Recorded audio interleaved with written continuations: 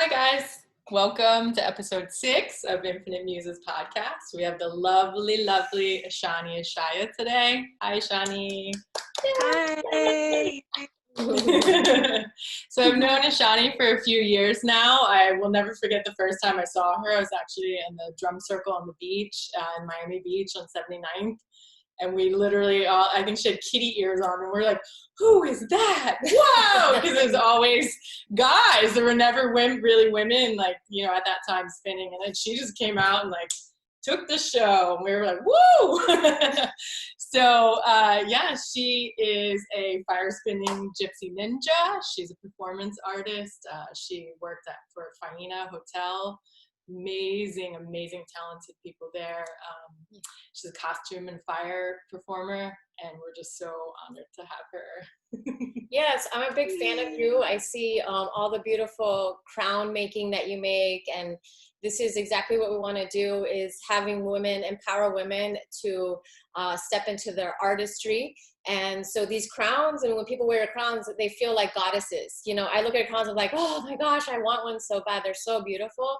And not only that, I know you have 20 years experience. You have performed for famous acts like David Starfire, Spangle, Tipper, Ott, Desert Dwellers. So these are all major names in the EDM community, and we're so blessed to have you here. And we just want to know a little bit about your life journey and you know, how this all happened and all this magic for you. Yay, thank you so much for having me. And it's been a pleasure seeing both of you over the years and your journey, and coming to this platform to support empowering women and bringing, you know, shining the spotlight. And just thank you guys, shining the spotlight back at you for a sec there.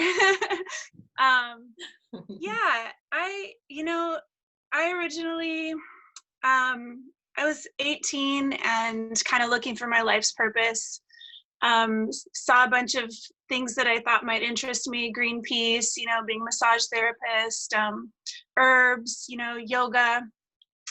And I really wanted to change the world from, you know, like the root. And so looking towards what the root of what could change the world is, I discovered that people are acting from a place of perspective and consciousness. And when you change perspective and change consciousness, you change your actions, and then the world changes.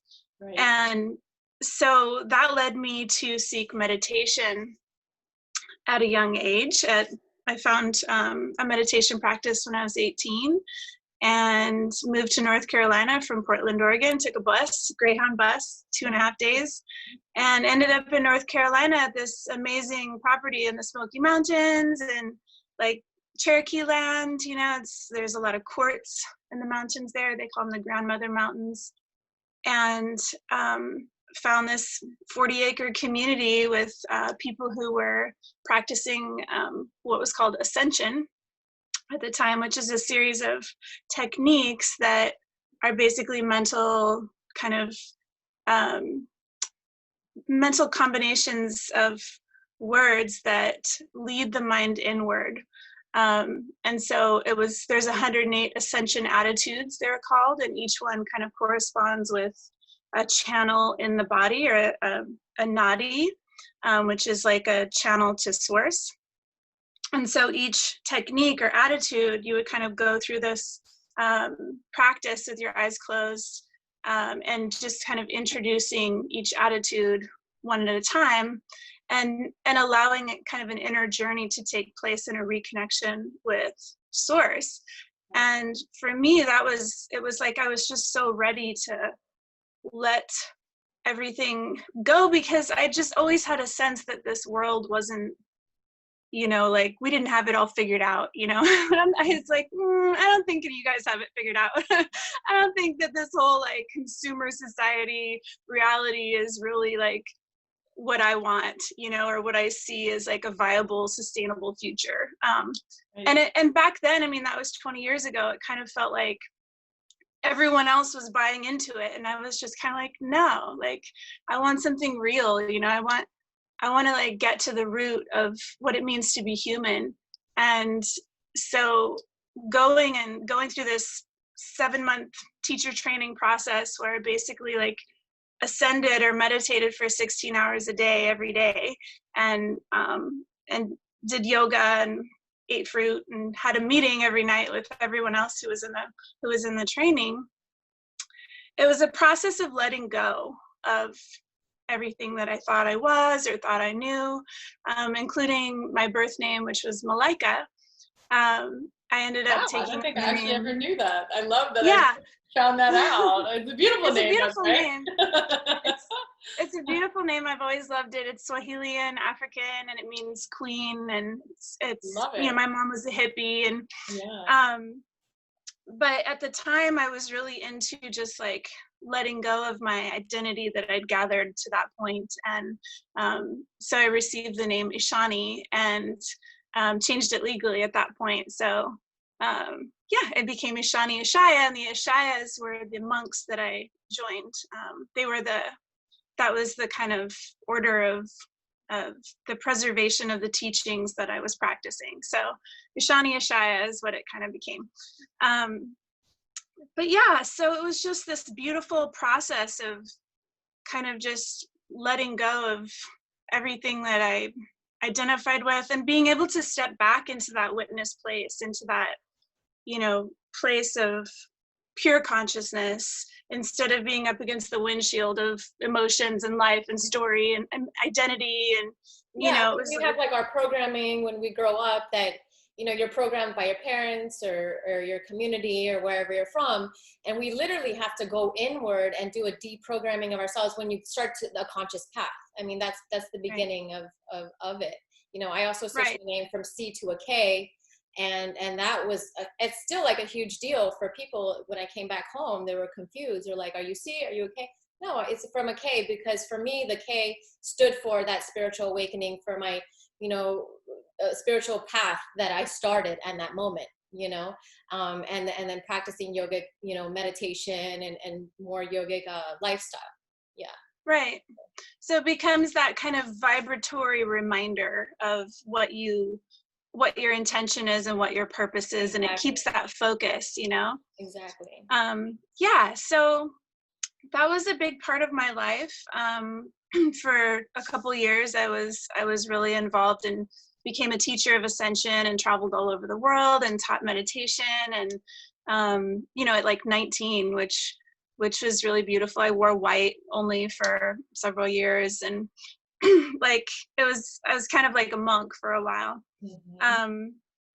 And then when I was about 20, I was feeling like I needed the next level, because I'd been kind of just in this celestial kind of realm for so long and just feeling, you know, very inwardly connected. But as far as like being in my body, it was still really awkward. And I had a lot of like shame and a lot of just discomfort around just being feminine and being like sensual.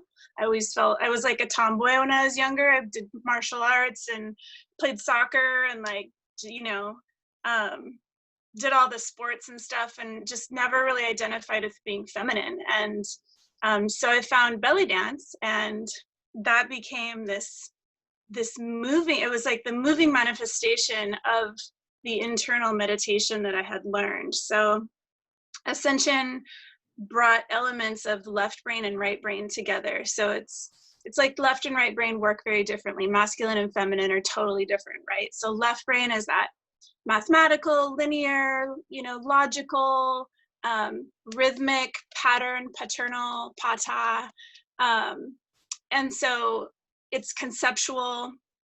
And so in ascension or in meditation, it's the concept of, you know, synchronicity and infinity and patterns and how everything fits together and works out. And oh my gosh, and you know, that left brain kind of conceptual ascension takes place. And for the right brain, it's emotional, it's feminine, it's flow, it's circular, it's like feeling, you know. So for the right brain, it's the feelings or the emotions of gratitude, praise, love, and compassion. that cause ascension for the right brain. So in the practice of meditation that I did, there was elements that stimulated the left brain, the conceptual nature, and the right brain, the emotional nature. So in belly dance, there is left brain, right brain, as in terms of rhythm and melody, and being able to isolate rhythm and melody in the body, in different parts of the body at the same time. So similar to like rubbing, your stomach and patting your head, that's left brain and right brain. Nope, I'm patting my stomach. Yeah. I'm doing it. So doing both at the same time, we're so used to moving all at one time as one thing and doing like, it's either one or the other. And even measuring brain waves, you'll see mostly one in activity and then switching to the other. And very few times do you see that that union or that peak experience, which like psychologists have termed the peak experience, where the brain waves are actually coherent and they're moving together, and the hemispheres of the mind are communicating with each other. So belly dance immediately became this brain exercise challenge, ecstatic challenge for me to begin to move my meditation practice into my body and actually like sink into the cells and activate the cells, and to remain in that witness place and in that kind of like ascended perspective within the body, and really fully activating. So that's kind of how my journey got started. I never thought I would be performing. It was always just something I needed to do for myself to free up my energy and like feel fully human and fully woman. So I mean, yeah, I've performed before the belly dancing, and I mean, you are so intricate. It's like I thought you were a dancer your entire life. So this is news to me. I mean, you're so intricate and so talented with dancing that I'm surprised to know that you started at 20. But it's really interesting to see that this is why we promote, meditation and spirituality, because your foundation was that kind of wiping out the past, who I was in the past, and this, who am I in my spiritual, my cosmic self. You are a dancer, and so you kind of had that foundation of meditation and of monk and really just going inward and, closing out the who you were told to be and shutting that out and really getting to know yourself. And so once you realized that dance was really your God-given talent, because I thought you were a dancer your whole life. And so this is amazing. Yeah. I can't believe you started at 23. So, but yeah. I was around 20, 21. 21. And I mean, I took my first class at 20, and then I didn't end up like performing until 21. And that was a whole other element of learning, because at first it was like, it's just for me, don't watch me, like I'm awkward and I'm just doing this for me, over here in my shimmying and stuff. And then my friend was like, hey, I'm dancing at this restaurant and I can't make it. Can you fill in for me? And I'm like in front of live, like people, like just throws you in, right? You just like get thrown in there, and you have to embody the teachings, Yeah, and so you have to embody, but it's also a conversation at that point. When you do perform, it's like you're allowing another presence into your intimate, experience of like the divine moment, which is what dance is. Yeah. Right. And I think that's interesting, because I did actually grow up with traditional ballet and dancing and all that stuff, but I felt kind of closed off for different reasons, for trauma reasons. And I don't even feel like I opened up fully until the past few years, like the past 5 years, and it's something that I never thought I would do. I never thought I would drum well, all the guys at the drum circle were drumming, and then I was like, you know what, I can drum. Like, I'm not just only gonna dance, like women can also drum, and so like last year was interesting for me, because I started really, like, I don't think I ever did an event with you, but like she had Nora through Creatures, and like last year I was performing, and it was kind of by accident. And I think it's you get to, like, I had no fear finally, you know, this Right. fear of like judgment and just getting yourself out there, you know. And I think that that's really amazing for women to do, because I think women a lot of times we're like this, we're like, no, don't look at me, don't see me, for all the lots of different reasons, for trauma reasons, for sexual reasons, you know. And I think to be able to be out and in public and hold your head up high and be like, that's still something I feel like I'm only doing in the past few years. No, you know? I mean, So, dancing allows you to step into your power as a woman, because we can, you know, step into that womanhood and that woman divinity and confidence. Right. And so it's beautiful. It's beautiful. Well, and then like Mirabai, who was an ancient Rajasthani princess, poet and saint and mystic, like 5,000 years ago, she was having a debate with a saint, another, like a master at the time, who was like, you know, women shouldn't be allowed in the spiritual community, and you know, and this is a men's only. And she said, well, we're all feminine in the eyes of the divine, meaning that there's spirit and then there's animation in being human. And like the root of the word matter or material is mata, which is mother.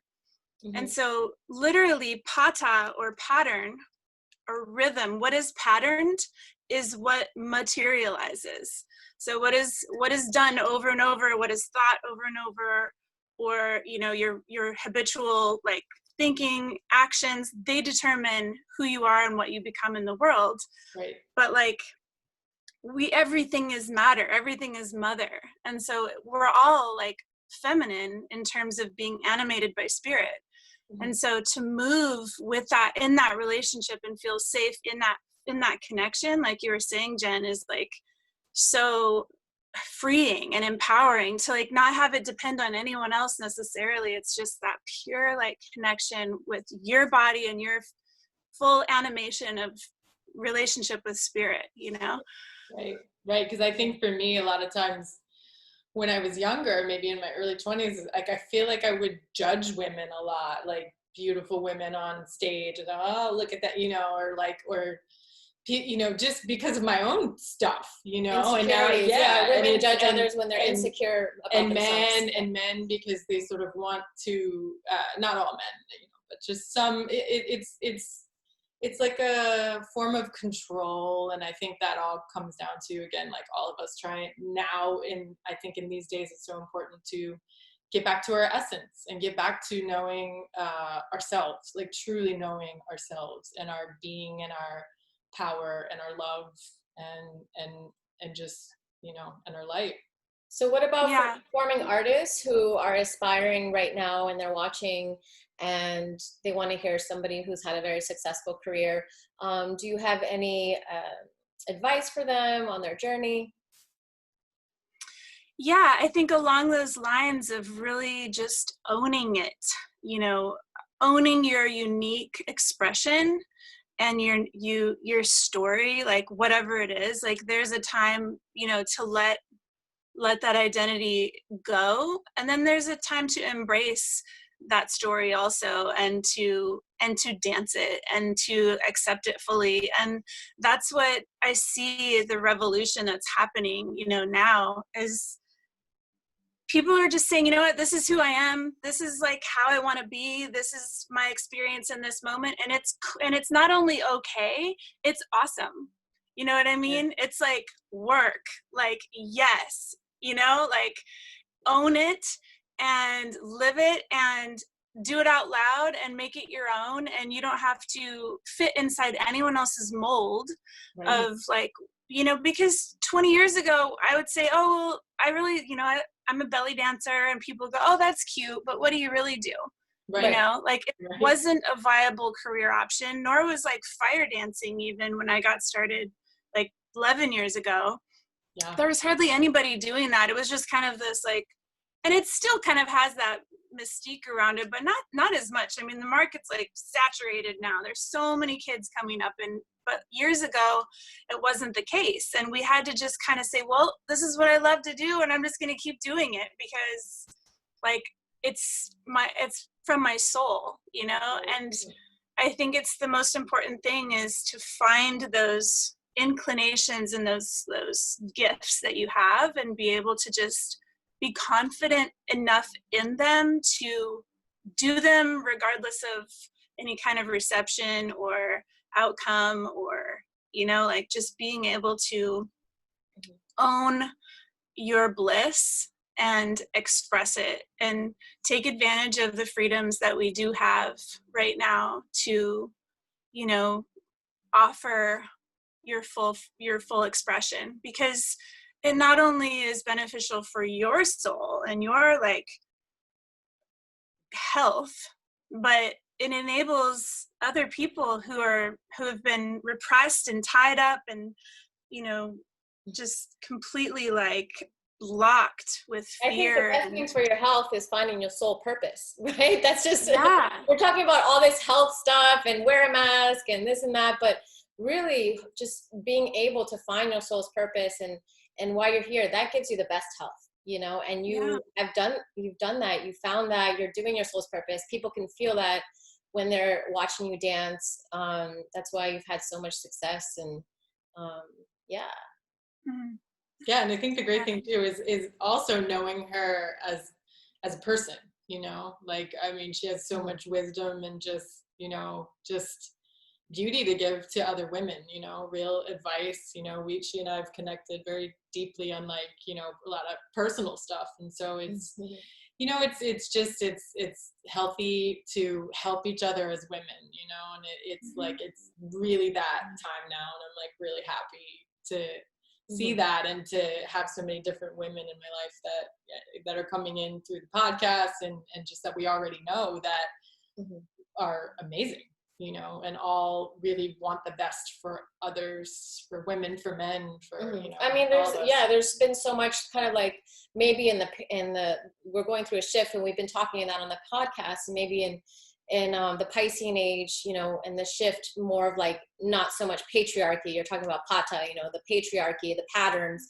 you know, that women in the past have kind of like not uplifted each other, kind of torn each other down. And this is the way that you get up, by tearing somebody down. But in the shift, it's actually, if we can all feel it vibrationally or frequency wise, you know, that doesn't do anything for you anymore. You know, that's not doing anything. That actually hurts yourself, you know? And so I think with podcast and with inspiring women and doing, working together with this mission, I think it's important that women support each other and come together. And so the events that we're going to do and offer workshops, hopefully you can come and do a workshop so the women can see you dance, be inspired, you know, by you in real life. Because I know when I saw you dance in Faina show, and you know, I was like, wow, I need to go back to belly dancing. I need to get back into my body. And I took a full breath watching you dance. You know, I felt my body, and so we need more of that. You know, we need more women stepping into their power, stepping into their soul's purpose, and inspiring each other. Yeah. Definitely. And it's, you know, it ties into 1,000-year-old cycles of repression, of the feminine, of the dark, of the, you know, the deep, the earth. You know, we've come into this place of sterile separation in so many ways, you know, separated from nature, being able to like have a relationship with plants, go out in our garden and just like, you know, plant a seed and watch it grow and thank that plant as you pick the leaf from it. You know, that sacred connection with earth has been replaced by grocery stores and consumer and like building this like structure of capitalism and wealth for very few people. And in that, building that structure, we've it's, you know, certain organizations and like religions have demonized the feminine principle and the dark, you know, principle, which is what we're seeing now, is that uprising, you know, the Black Lives Matter movement. I mean, even just in the words, black, you know, the burned, the dark, the Black Madonna is the dark mother earth who has literally birthed everything, all of creation. And the matter is materializing. Like, she is materializing, and she is awakening into awareness, into equality, and just witnessing like the return of the feminine in all of these ways. And even like, especially like trans people and, you know, bi people of color, and like people who have been demonized to the extent, like the fullest of the spectrum, of the worst of the worst, you know, like, and to be able to support and see and shine spotlights like the media is doing now with like certain shows like Pose, and, you know, spotlighting the underground like houses and the ballroom scene, and, you know, where people who have been like accepting of themselves for a long time and struggling to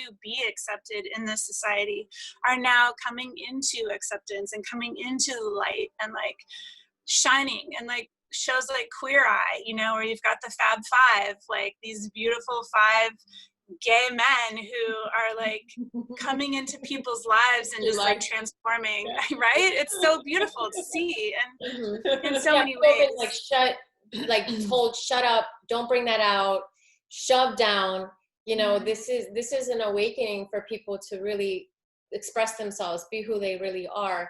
And there's a lot of fight right now because of that, because people are wanting to, you know, keep them down. So that's when we're seeing a lot of this chaos happening right now too, for the people who want to hold on to the ways of the past and no, we're not going to shift, and this is all liberalism or this and that. But no, it's not liberalism. It's called freedom of expression and acceptance, truth, you know. Yeah And we have to accept it all. We have to see the struggle happen as well.